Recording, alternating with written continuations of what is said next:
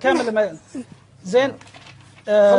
طبعا كان الحديث انه ثم قال اننا في نادي النصر نحس بعلاقه وارتباط خاص، فنحن اكثر انديه المملكه ارتباط بالسودان. صحيح. فالنصر تاسس على ايدي سودانيه، ولا احد ينكر دور ابينا احمد عبد الله والد ماجد، والذين تعاقبوا على تدريب النصر بصماتهم هي التي أنبتت هذا الصرح الشامخ، وعلى رأسهم العدد والتاريخ. أي مخالف، وعلى رأسهم ترنة بين قوسين، بل حتى علم فريقنا الأصفر والأزرق أخذناه من ألوان العلم السوداني القديم، كما أن مجموعة من لاعبي السودان على رأسهم كابتن مصطفى النقر وعلي قاقرين ساهموا مع النصر لاعبين وكانوا ما لهم وارثهم. تفضل لك كامل الحق.